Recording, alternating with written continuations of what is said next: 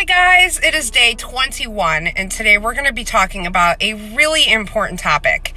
So as many of you know, May is not just for fibromyalgia. It is also Awareness Month for mental health. So I wanted to find a way to incorporate that in with our fibromyalgia videos. So today I'm going to be talking about how mental health affects fibromyalgia patients and some helpful tips as well. So let's get started. Also, please excuse the horrid sunburn that is on my face and has made me pink. It's really, really hot where I'm at. So I wanted to just share a quick story about my mental health and my fibromyalgia and how it's really affected me. And then also share a few anonymous stories as well really quick. They're all very similar, so I'm going to group them together. So I was diagnosed when I was a child and a teenager with depression and anxiety. That time I had already been suffering with fibromyalgia since I believe I've had it since I was 12 or 13. And that's just where they can really base most of the common symptoms at. With my diagnoses, I started to notice too, at that time, the body aches and the exhaustion were the worst of my symptoms for the fibromyalgia. But when I would get super anxious or depressed, I started to notice that my flare-ups, or what you would call flare-ups after being diagnosed, were horrible. I was extra tired, extra moody, so many body aches. I didn't want to do anything, had no motivation, and it basically turned me into eating my feelings. And at that time, I had already had a lot of weight issues and health issues because I was well over 300 pounds. And clearly, I've lost quite a bit. I'm sitting right at 230, which is awesome, almost where I need to be for powerlifting. But it was crazy because my anxiety and depression would cause the flare-ups, but I also noticed after being diagnosed with fibromyalgia that my flare-ups would cause the depression and anxiety too. So it was like a double-edged sword. My three diagnoses were literally playing off each other. And I still have trouble sometimes trying to figure out where I need to put that line in the sand between, is this fibromyalgia or is this the mental illness? Which one is really causing this? And it's a lot of self-awareness. And one of the other quick stories I wanted to share was from two of my girlfriends that have fibromyalgia, one of which I had met through the fibromyalgia online community. And we were talking about it. We did a 3-way call. And we noticed that we all had the same questions. Where do we draw that line in the sand? Like, why is that happening? Like, why are we always depressed and anxious with a flare-up, or we get a flare-up and then become depressed and anxious? And we already have a lot of anxiety, it seems like, with fibromyalgia. But it's still that question, what's really causing the flare-up? One of my friends expressed that when her depression gets bad, she gets really bad, really bad phantom itch, and she'll start scratching the back of my scalp. And it got me thinking that, well, when I get stressed, I get like that too. And she said the same goes for anxiety. So did another friend of mine. And we were kind of doing like a little round table trying to discuss ways to decipher. And we noticed that as long as we're self-aware and we can ask ourselves a few important questions, we can figure out where the exact cause can lie within those three things with depression, anxiety, and fibro. So the first thing that we do is we ask ourselves, okay, when did this flare-up start? Once we can figure out when that started, we then ask ourselves, okay, how stressed was I at that point and how stressed am I now? Once we can answer that, we can figure out if it's stress-related or anxiety-related. Then we can ask ourselves, okay, have I been experiencing a lot of depression lately? If the answer is no, since the three of us have depression and anxiety, then we go back to the anxiety and we ask ourselves, are we experiencing a lot of it? Have there been new outside factors that could be causing it? Because our bodies really don't like new things as fibro patients.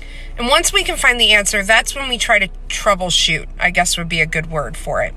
So once we figure out, okay, this is when it started, this could be the cause, I'm not depressed or I'm not anxious. And if it's no to both of those, then it's probably a medical reason or a sensitivity that's causing the flare-up. I know for women, it can sometimes be during that time of the month.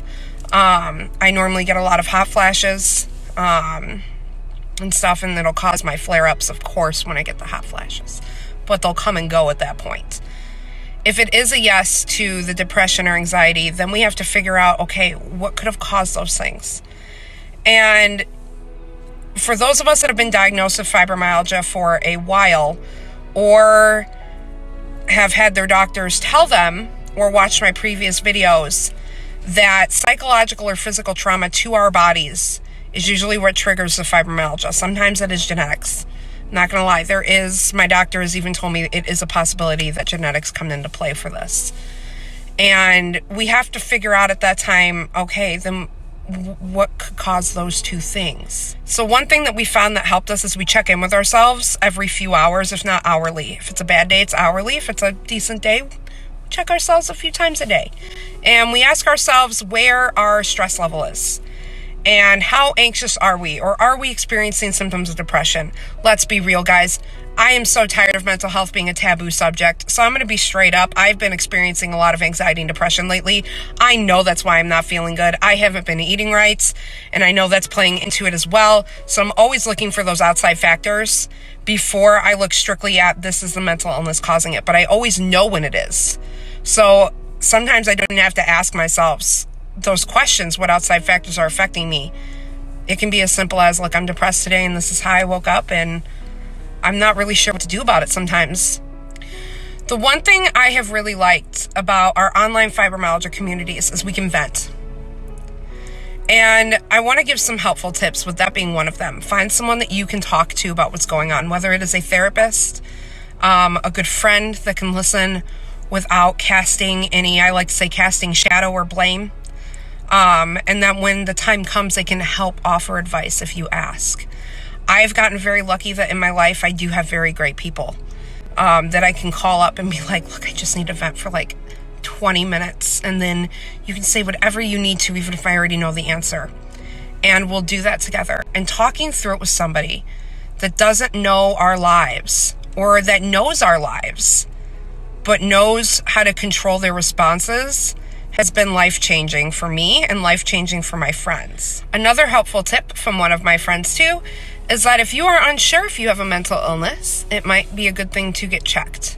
So check in with a therapist, a psychiatrist, whoever you're comfortable with, and there's a lot of online resources with sliding scales, because I know not everybody has insurance depending on where they live. Some states have really crappy insurance, state insurance. Some people have insurance through their jobs. Just check. And get checked. It's okay. Even if you don't have a mental illness, one of my close friends doesn't have one and isn't diagnosed with one, and she sees a therapist just to get help, just so she has an outward person to talk to that doesn't know everything about her, but she can at least share her experience. So make sure that you guys, if you feel like you need help, you're reaching out to someone, or unsure if you have a mental illness, you find that professional that can help guide you without casting blame. Another tip that I actually started doing this a really long time ago, and when I don't do it, I definitely see the difference, is positive mantras. With depression and anxiety, it can be really hard to retrain your brain. And sometimes it's not always 100% possible, but you can retrain your outlook for the day. So I believe in the power of 3. 3 is my magic number, and it is my lucky number. So I follow a Instagram page that posts daily mantras. Sometimes I have daily mantras that I have written and say. My favorite one is, I am smart, I am beautiful, I am strong, and today will be wonderful and full of bliss. And I repeat it 3 times in the mirror. And if I don't believe it then I will repeat it 3 more times. And sometimes I'll do it multiple times a day, but it helps me keep my focus on what needs to be done, and also helps with my body image. I have a lot of body image issues. So another helpful tip is make sure you're getting self-care. So I know when I don't give my self-care, things aren't always great and aren't always looking up. So I did an entire video on self-care tips, and here's a few of them from that video, but I still highly recommend you watch it. Making sure you treat yourself like the queen and king you are. Make sure you do it. Have a spa day. Make sure you get an hour to yourself. Make sure you're getting that time to decompress, whether it's with your coffee in the morning, tea in the evening. Make sure you're drinking water. I think I say that in every video, but just drink your water. Drink a ton of water, guys. It helps. And just make sure you're using those self-care tips. Masks, sitting outside with a good book, sitting outside watching the sunset or the sunrise. Do something that can make you happy, and get that vitamin D too, especially while it's nice out, guys. I hope it's nice in your areas too. Another thing is, do one thing a day that makes you happy. If you're having a really crappy day, you haven't bought yourself a cup of coffee in a while, go buy yourself a cup of coffee and a treat. Do something that can put a smile on your face, and do something too that can put a smile on someone else's. Pay for the guy behind you if you can. Or go through, grab something easy, and then pay it forward. I love pay it forwards. And I don't do it because it makes me feel good, but it does make me feel good, and it makes me smile because it makes someone else smile. And I want to always make sure I'm brightening someone's day. Take yourself to a movie. Take yourself on a long walk. Just do something once a day that makes you super happy. And make sure you're getting physical activity every day. And I know for a lot of us this is hard, which is why I had put a whole video together on different exercises you can do depending on the level you're at. Some of them can even be done in a chair or a wheelchair as well. Just get moving. I have noticed a huge difference in my depression, at least, with being active at least 5 days a week. And on the weekends, when I'm not in a gym, I'm always active. I'm a photographer. I'm actually sitting here waiting for my client. So I am always on the move. So get yourself moving. Get some activity. Enjoy the sun. Take your dog for a walk. Just make sure you're getting some type of physical activity in every single day, and make sure you're going outside every day. All right, guys, for the 22nd, which is tomorrow, we're going to be talking about something that was brought up in today's video, which is deciphering if you're sick or if it is fibromyalgia. I like to call fibromyalgia my superpower because it sets in when I know I'm getting sick and nothing else is working. So I'm going to teach you guys some ways that you can use fibromyalgia as your superpower, and how us Fibronites, I think that's a good word for us Fibronites, can decipher whether or not we're really actually experiencing symptoms of sickness, especially with COVID going around, or if we're just having a flare-up. So I will see you guys tomorrow, and I hope you have a fantastic weekend.